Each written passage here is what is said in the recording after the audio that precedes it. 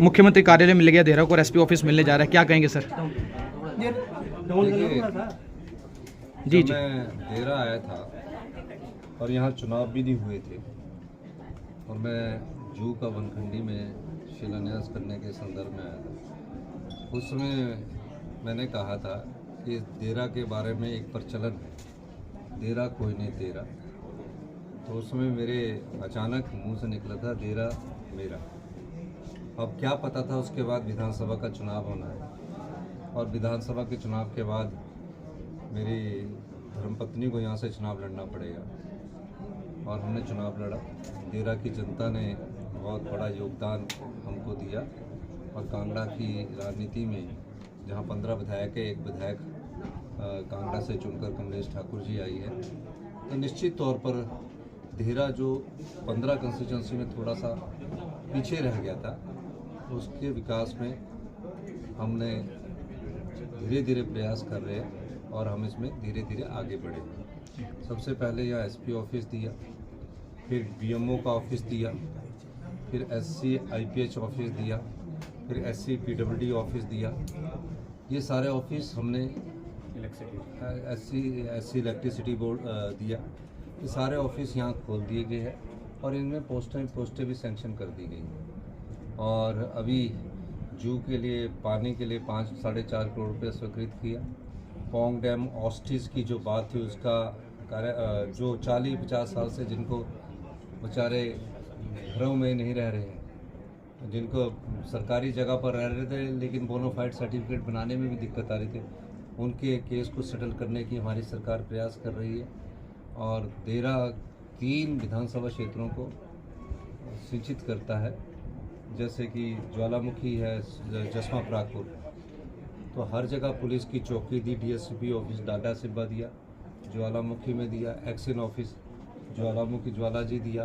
तो ये सारे ऑफिस इसलिए दिए गए कि बड़ा जिला होने के बाद, जिले तो कई है, बड़ा जिला होने के बाद इन क्षेत्रों का जो विकास पिछले कुछ समय से रुका हुआ था उसको आगे बढ़ाया जाए।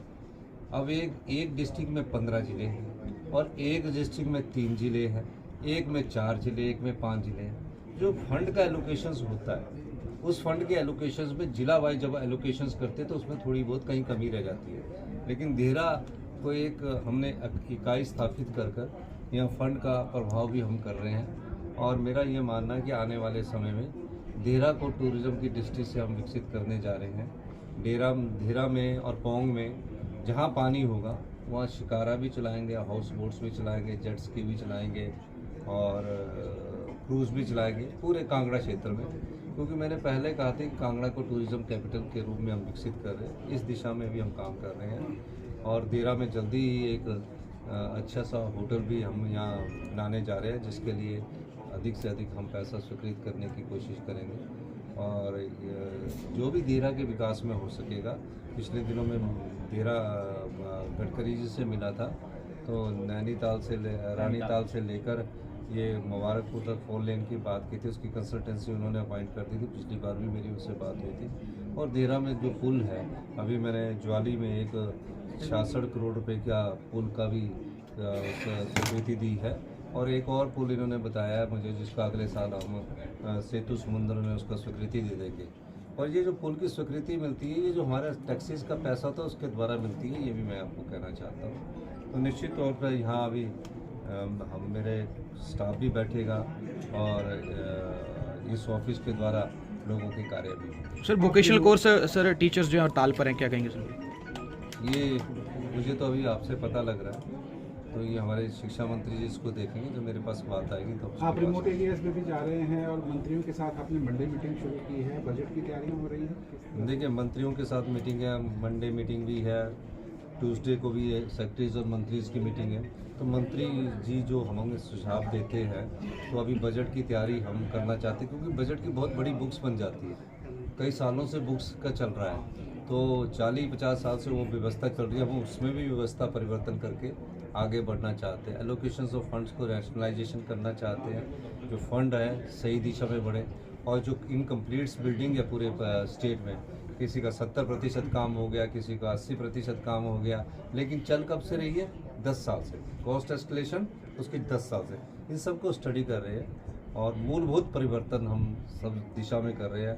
हमने अभी एक्साइज में मूलभूत परिवर्तन कर दिया है, बिजली में भी हम परिवर्तन करने जा रहे हैं, PWD में भी हम मूलभूत परिवर्तन कर रहे हैं, सब जगह मूलभूत परिवर्तन कर रहे हैं, क्योंकि व्यवस्था परिवर्तन से ही आत्मनिर्भर हिमाचल की ओर बढ़ा जाएगा। तो जो इन्वेस्टमेंट हमारी ड्रेन होती है, इन्वेस्टमेंट ड्रेन का मतलब है कि हम सब्सिडीज़ दे देते हैं लोगों, इंडस्ट्रीज़ को भी देते हैं, लोगों को भी देते हैं, और लेकिन क्वालिटी नहीं देते। मतलब हमने बिजली का एक लाइट का बल्ब तो लगा दिया, लेकिन उसकी क्वालिटी लाइट की अच्छी नहीं दी। हेल्थ इंस्टीट्यूशन तो खोल दिया, लेकिन हेल्थ की इंस्टीट्यूशन की क्वालिटी अच्छी नहीं है। एजुकेशन भी हम कॉलेज खोल देते हैं, लेकिन वहाँ टीचर उपलब्ध नहीं है, तो एजुकेशन की क्वालिटी भी अच्छी होनी चाहिए। आज गुणात्मक शिक्षा में 21वें स्थान पर पहुँच गए हैं। तो मैं कई बार बोलता हूँ कि हमें पहले 75 लाख की जनसंख्या को हमें अच्छी तरह से क्वालिटी देनी है, हेल्थ को इम्प्रूव करना है, एजुकेशन को इम्प्रूवमेंट करना है, और इसमें सभी वर्गों का समर्थन चाहिए। समाज के सभी वर्गों का समर्थन हमें मिल भी रहा है।